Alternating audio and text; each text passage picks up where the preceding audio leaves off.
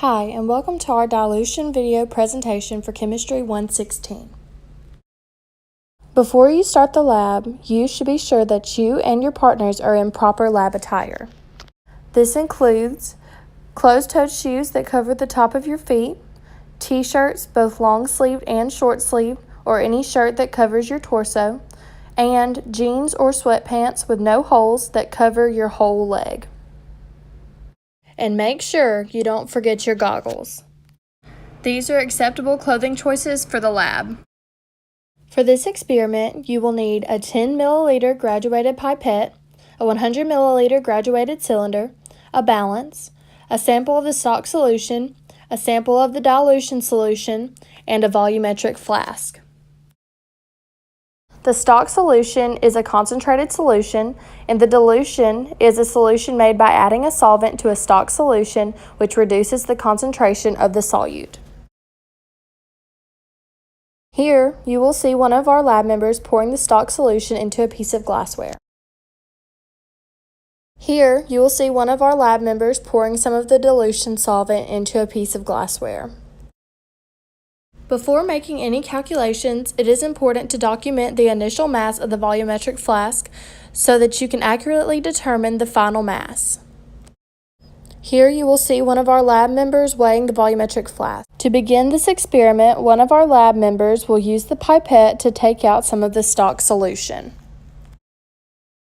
She will then determine the meniscus, which will be recorded in the lab notebook. The meniscus is the curve seen at the top of a liquid in response to its container. The meniscus can be concave or convex, but most liquids, including water, have a concave meniscus. The most accurate way to read the meniscus is at the bottom of the curve. Next, she will put some of the stock solution into the volumetric flask. After letting out some of the stock solution, she will re-measure the meniscus for documentation.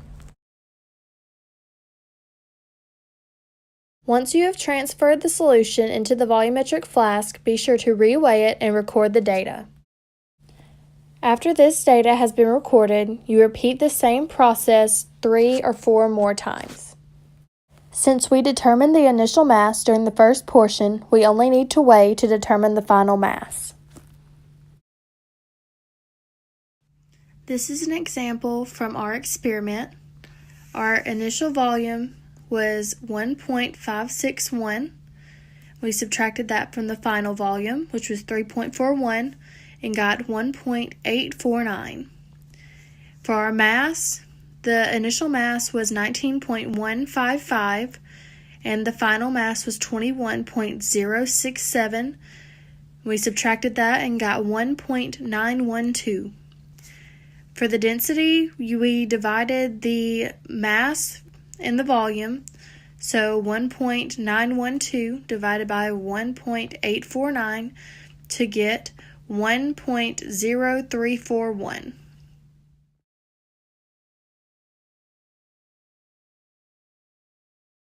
This is an example of how to use the dilution equation based off of our experiment. 5.03 milliliters of a 20% sugar stock solution was added to 25.00 milliliter volumetric flask. So 20% is our M1 value, 5.03 is our V1 value, and 25.00 is our V2 value. So 20% times 15.03 is equal to the M2 value times 25.00. 1.006 is what you get from multiplying 20% times 5.03, and that's equal to M2 times 25.00.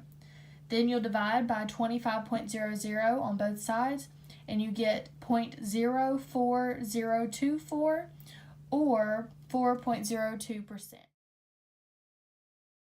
When cleaning up after this experiment, all solutions and any other liquids can be poured down the sink.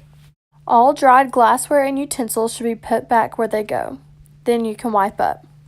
When all materials have been put back up and the surface of your lab area has been wiped down, your experiment is then complete.